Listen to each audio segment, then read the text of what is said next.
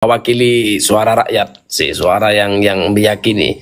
Bagaimana dengan menteri Nabi Allah Sulaiman, yang pada saat itu Nabi Allah Sulaiman meminta kursi Balqis untuk dipindahkan. Datang si jin ifrit begitu menawarkan diri. Ditanya oleh Nabi Allah Sulaiman, secepat apa? Mimma qomi, katanya, sebelum kau berdiri dari tempat duduk engkau, nanti kursi Balqis sudah ada di depan engkau, wahai Nabi Allah Sulaiman. Ada yang lebih cepat dari itu. Datang menteri Nabi Allah Sulaiman, manusia. Secepat apa? Ila tarfuk, katanya. Jadi sebelum kau mengedipkan mata, sudah ada di depan engkau. Jadi karomah dan kewalian kadang dengan dalil-dalil yang semacam itu menurut Bang Maesa bagaimana? Dan itu bukan cuma terjadi di zaman Nabi Allah Sulaiman, bisa terjadi di zaman sekarang. Bahwa itu yang memindahkan bukan menteri Nabi Allah Sulaiman, tapi karena ketaatannya kepada Allah yang luar biasa. Lalu Allah pinjamkan kalimat kunnya ketika apa yang diinginkan di hatinya, ketika bergerak hatinya, fayakun, terjadi sesuatu itu. Oke, menurut Bang Mahesa. Kan sudah selesai karomah ada wa asbitan lil auliyal karoma wa man nafaha imbidan kalama. Salah nada Bib. Wa asbitan lil auliyal karoma wa man nafaha imbidan kalama. Deng deng deng deng deng deng deng deng. Ya. Jadi tentang adanya karomah, satu, tentang dalil-dalil karomah apabila sebuah keterangan dan informasi kejadiannya itu real terjadi, ada. Baru apa ini? Barulah oh ini karomah. Yang jadi persoalan bagaimana kalau kisahnya tidak ada tapi diada-adakan. Nah ini kan lalu kemudian ini kita sebut khurafah. Gitu loh. Nah ini bagaimana kita menganalisanya? Kan kita punya ilmu, punya segudang dalil kok untuk menganalisa sebuah persoalan. Contoh pesawat mundur. Nah tinggal dilacak doang kok di Solo katanya. Tinggal dilacak kejadiannya tahun kapan. Ada datanya kalau kejadian Sebo itu. Kemudian yang kedua tentang klaim bahwa di Banten datang Nabi Khodir dan Nabi Ilyas. Lu katanya Nabi Khodir dan Nabi Ilyas hidup. Oke. Itu Nabi Ilyas benar hidup, dikatakan di dalam Tuhfatul Murid, Syarah Jawharut Tauhid, Nabi Ilyas hidup. Berarti orang bukan hantu.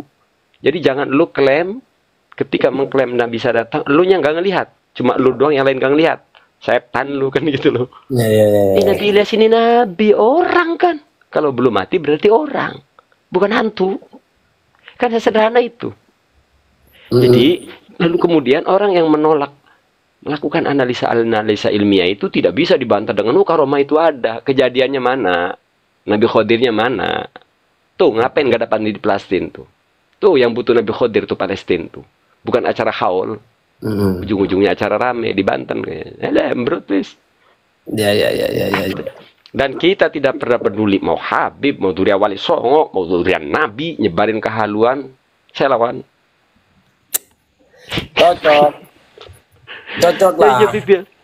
Nggak, biar gini Bang Maesa, hal-hal yang kecil seperti ini kadang ya akhirnya memperkuat animisme dan dinamisme di negeri kita sendiri.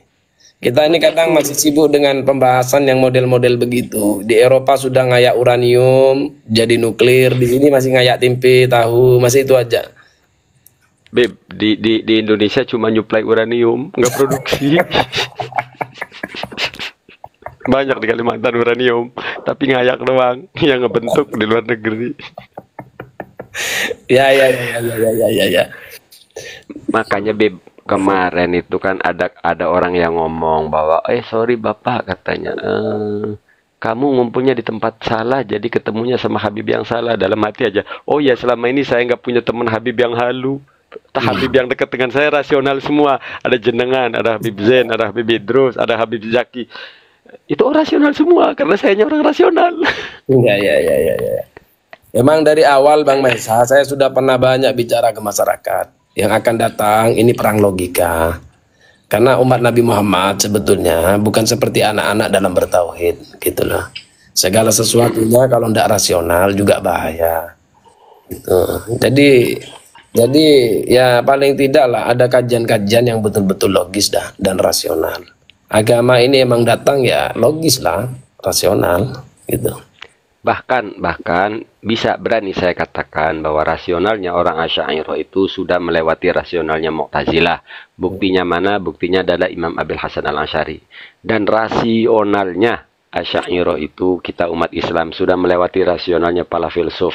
Mana buktinya? Imam Ghazali. Jadi wahai manusia, jangan lo ngaku tasawuf kalau perbuatan dan otakmu halu. Imam Ghazali itu seorang filsuf. Artinya apa? Tasawuf itu sudah rasional. Rasionalnya tasawuf itu sudah melewati rasionalnya filsuf, seorang filsuf. Jadi jangan diklaim ini tasawuf tapi halu. Nggak bisa. Imam Ghazali kurang apa? Gitu loh. Betul. Maka kita ketika nolak ini lalu ada jawaban mentah dari Habib Hanif tuh enak kita. Itu yang nggak percaya Mu'tazilah. Habib Hanif lu kemana aja? Lu gregetan kita sama Habib Hanif. Jangan ada narasi-narasi lah kalau nolak atau yang khurafat. Dan kita objektif lah, Bib lah. Saya sampai digerebek ngehantem Durya Wali Songo. Peduli amat mau Durya Wali Songo mau siapa kek? Nyebarin lo kehaluan atas nama Toriko apa kek? Saya lawan, gak peduli. Iya Bang Maisa. Mantap. Nah, ya paling tidak lah harus dewasa dalam beragama. Kalau masih modelnya begitu berarti belum dewasa dalam beragama. Tapi sebenarnya Bib kita ini nggak benci ya, justru kita sayang ke mereka dan kita hormat ke mereka. Tapi sayang saya sama umat jauh lebih besar daripada menjaga marwah mereka gitu loh. Menjaga marwah mereka itu bukan tanggung jawab saya. Menjaga marwah mereka ya urusan mereka. Maka jangan ceritakan yang ngecaprak-ngecaprak, jaga marwahmu. Ya kamu yang menjaga, bukan saya gitu loh. Karena saya harus memikirkan umat biar tidak didoktrin. Ya gitu, Beb. Betul. Melaju terus Bang Maisa. Siap, mohon doanya lah. Selalu. Kita punya perjuangan yang sama. Ngeberantas haluis. Justru, Beb, kita ini kan dalam konteks menjaga kesakralan karomah dan wali. Ya masa sekarang wali kayak receh sekarang? Betul. Soekarno wali, Soeharto wali. Oh enak Bang Maisa yo ngomong wali begitu, mewalikan orang.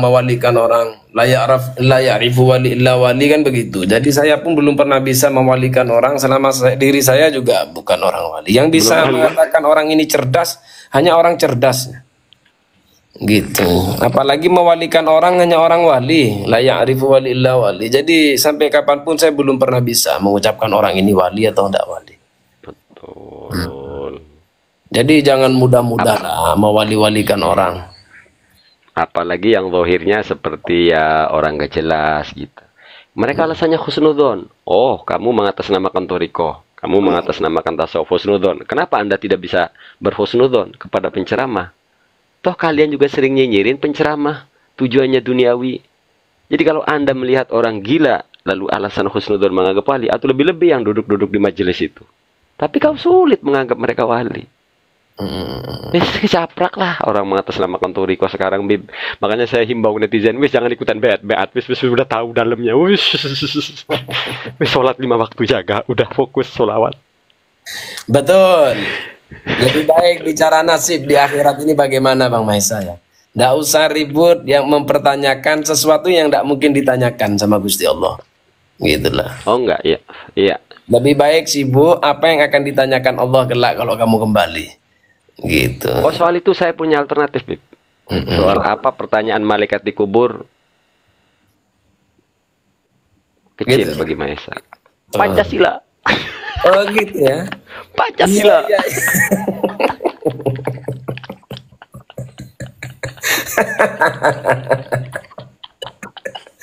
Nggak ikut-ikut Bang Maisa lo yang berani. Pancasila. Aduh. Nggak, emang pengetahuan ini penting Bang Maisa. Kemarin ada beberapa pertanyaan ke Al-Fakir bicara tentang kaum sebelah yang mengatakan apa sih fadilahnya menyebut nama Allah. Oh, Wahabi itu. Ada fadilahnya apa menyebut nama Allah itu, apa ada fadilahnya, apa sih fadilahnya? Bentar dulu ya. Terus ditanyakan. Menurut Al-Fakir itu tidak pakai kitab Bang Maisa. Oh, Karena yang pertanyaannya mempersoalkan Allah terlalu mudah. terlalu mudah. Yang mempersoalkan itu, setahu saya orang Wahabi dan semi Wahabi itu ya. Tahu semi Wahabi, Bib? Tahu Ya, nggak, Bib? gimana? Semi Wahabi. Semi Tahu? gimana, Bang? Semi Wahabi. Ya. Orang Blok M, Blok M. Ya. Ya kan semi Wahabi itu. Sampai tak istilahkan begini, Bang Maisa. Logisnya gini. Logisnya, Bang Maisa. Ketika kita berbicara sesuatu yang tahu, seperti ada mangga yang kita ketahui warnanya hijau, lalu kalau yang muda mangga itu rasanya kecut, itu masyarakat pasti tahu dengan hal itu. Ketika kita bicarakan ada mangga yang begitu kecut, lalu kita ambilkan garam lalu kita makan. Ketika kita bicarakan itu, secara otomatis mereka membayangkan itu, pasti lisan mereka, mulut mereka mencair pasti. Pasti itu sudah. Jadi sesuatu yang tahu itu modelnya seperti itu. Apalagi ketika kita menyebut Allah, bagi mereka yang tahu, pasti ada getaran di dalam hati. Kan begitu. Yang sesuai dengan Quran sebutkan, innamal mu'minuna alladzi idza dzukirallah wajilat qulubuhum. Orang yang dikatakan beriman itu kalau disebut nama Allah ada getaran. Sama seperti mangga. Ketika kita ceritakan, karena kita tahu, pasti kita mencair. Apa yang ada di mulut kita pasti begitu. Logik. Jangankan disebut nama Allah kalau memang imannya kuat di hati. Dengar lagu India, merinding kita, memori kenangan semua. Benar. Mera budikta hai yara मैं क्या करूं सजदे सर झुकता है यारा मैं क्या करूं. Itu aja sipulanan di depan. Ndak ingat mantan, ndak Bang Maisa, ndak. Kalau Ya, nyanyi itu itu maksudnya. ndak ingat mantan, ndak. Jadi kalau ada orang nyebut Allah zikir Allah masih minta dalil, dia butuh psikolog, bukan butuh dalil. Bawakan aja psikolog, ada yang bermasalah itu di pikirannya itu. Bener Bang Maisa. Makanya tak bilang, jadi kalau orang mengenal Allah, bagaimana ketika menyebut Allah, pasti dia tahu bagaimana keagungannya, keesaannya, kan tak seperti itulah. Jadi nggak perlu pakai kitab, nggak pakai dalil. Jadi dijawab dengan logika saja kayaknya mudah untuk bisa dijawab.